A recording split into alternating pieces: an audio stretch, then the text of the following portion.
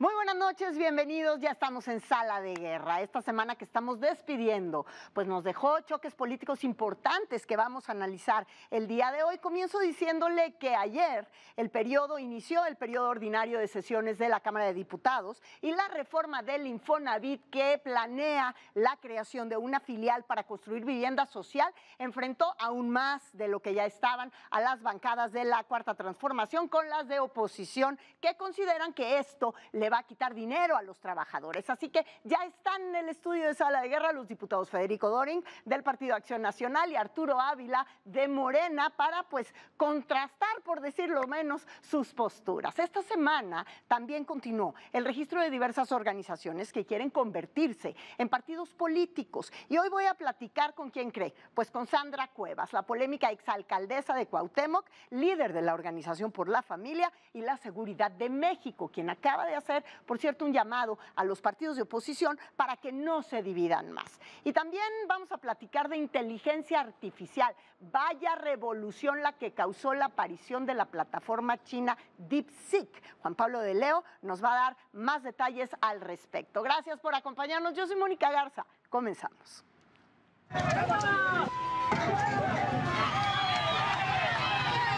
Rechazo cualquier acto de violencia bajo la falsa premisa de hacer justicia por propia mano. Se cantó mal a José Isabel, que sí es varón. El número 10 salió en las mujeres y era una compañera. ¡Justicia! ¡Justicia!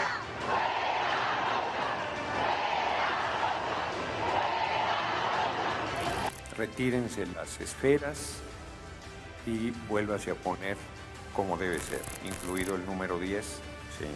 Si algo le llega a pasar a cualquier familiar mío o a mí directamente, imputo directamente responsable a la familia de Fofo Márquez.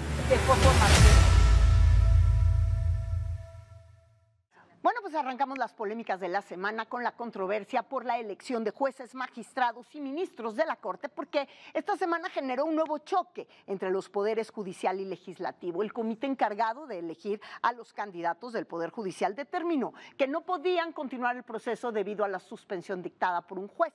Esto provocó que el Tribunal Electoral de la Federación dictara que el Senado tendría que realizar una tómbola para definir a los candidatos del Poder Judicial y así se puso esa jornada, con todo y los errores sobre el género de los participantes. Miren. Se cantó mal a José Isabel, que sí es varón. El número 10 salió en las mujeres y era una compañera, una mujer. Si se hace la insaculación sin el número 10, estarían excluyendo a esa persona. Bueno, pues es equivocado. Ofrecemos una disculpa, retírense las... Sí, bueno, retírense las esferas y vuélvase a poner como debe ser, incluido el número 10, sí. Y a propósito de los ministros de la Corte, mire usted qué ocurrente salió la ministra Lenia Batres, quien está en proceso de registrar pues su propia marca, ni más ni menos. Días atrás se dio a conocer su solicitud al Instituto Nacional Electoral para aparecer en la boleta electoral del Poder Judicial de la Federación como la ministra del Pueblo. Este es un apodo que, según ella, refleja pues la cercanía que ella dice tener con la gente de México. Ahora está buscando registrar ese apodo ante el Instituto Mexicano de la Propiedad Industrial. De acuerdo con los registros del INPI, esta denominación de ministra del Pueblo fue inscrita como marca ya el 21 de noviembre del 2024 y por ella misma, por Lenia Batres, bajo la categoría de Educación, Formación y Actividades Culturales. ¿Qué le parece? Pues bueno, en materia de justicia, sin duda, quizá lo más polémico de la semana, pues sí, fíjese que fue la sentencia dictada al influencer Rodolfo Fofo Márquez al encontrarlo culpable por el delito de feminicidio en grado de tentativa y por el que va a pasar 17 años con 6 meses en la cárcel por haber golpeado brutalmente a una mujer en un altercado vial menor. Sin embargo, ha surgido un cuestionamiento muy interesante por parte de expertos en materia penal, porque al parecer este castigo impuesto a este agresor puede parecer pues más bien una como cortina de humo por encima de una justa reparación del daño a la víctima que en estricto sentido podría ser superficial. Esto lo ha expresado de manera muy puntual el experto penalista Gabriel Regino, con quien me enlazo en este momento. Muchísimas gracias, abogado, por tomar esta comunicación. Muy buenas noches. Muy buenas noches y gracias a usted, Mónica, por esta oportunidad. Gabriel, yo creo que a muchos nos voló la cabeza un hilo que tú subiste en la red social X, explicando punto por punto, pues la realidad de la sentencia que se dicta al Fofo Márquez, quien además podría ni siquiera pasar estos 17 años en prisión. Explícame un poco más a detalle. Con muchísimo gusto. Una de las características que tiene el proceso penal es que lo que busca es castigar, castigar y castigar. Parece que la víctima es solo un pretexto para que el poder punitivo funcione y se aplique discrecionalmente, arbitrariamente o adecuadamente, según sea el caso. Esta sentencia del Fofo Márquez, donde le dan 17 años, 6 meses de prisión, es una sentencia que seguramente va a quedar interrumpida en un limbo en lo que sus defensas hacen lo correspondiente, como es apelar e irse a un amparo. Es un túnel judicial burocrático que puede durar años. ¿Y qué pasa con la víctima?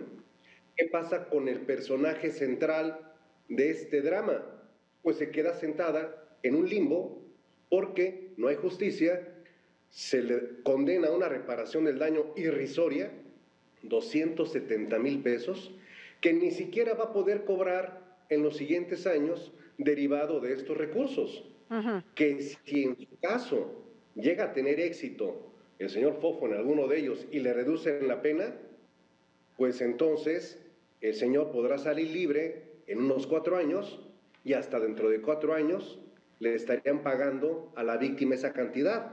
Pero si no gana nada el Fofo, quizá dentro de 8 años le estarían pagando la reparación del daño a una mujer que fue víctima de un delito tremendo. Gabriel, te voy a hacer una pregunta muy elemental y espero que no suene hasta superficial, incluso sobre todo para ti que eres un experto en materia penal. ¿Qué acaso la sentencia de cárcel no tendría que ser tomada por la víctima como parte de su reparación del daño? Es decir, si yo fui victimizada de una forma tan violenta, lo que menos quiero, lo que menos es, más allá del dinero, ver al sujeto en la cárcel. Está en la cárcel. ¿Eso no se considera como parte de la reparación del daño?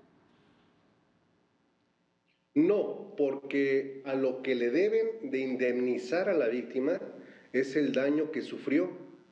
La cárcel puede servir momentáneamente porque no es eterna. Sirve más condicionar a este sujeto a tratamientos psicológicos para el control de su ira y evitar que reincida. Exacto. Entonces, lo que se está viendo es que seguimos todavía en esa antigua visión de prisión es sinónimo de justicia y estamos viendo que no es así. ¿En cuánto tiempo vamos a saber si el Fofo Márquez acude a la instancia superior, al Tribunal Superior, para tener un amparo o una revisión de la sentencia del juez? Le toca ahorita primero la apelación y seguramente en una semana, semana y media sabremos que la ha promovido. Esa apelación para que sea resuelta puede durar 1 año y después de eso viene un amparo directo que se puede llevar 1 o 2 años. Pero tú aseguras que él podría incluso a llegar únicamente a pasar, si le va muy bien, pues digamos en el juicio que él interponga en el nuevo, solamente 4 años en prisión. Su escenario más favorable es el de 4 años. ¿Cómo puede llegar a esto? El intermedio es de 8 años y el peor, 17 años, 6 meses. ¿Cómo podría llegar a solamente 4 años? Que en el amparo se dijese, no fue tentativa de feminicidio, sino lesiones calificadas, y eso reduce la pena. ¿Todavía se puede retipificar el delito, digamos, o todavía se puede cambiar esa modalidad a lesiones, aún ya estando juzgado? Todavía. Bueno, esa es una de las posibilidades que tiene. Pues entonces este juicio todavía tiene mucho para dar. Gabriel Regino, como siempre, muchas gracias por estar con nosotros esta noche. Gracias a ti, Mónica. Buenas noches. Gracias, muy buenas noches.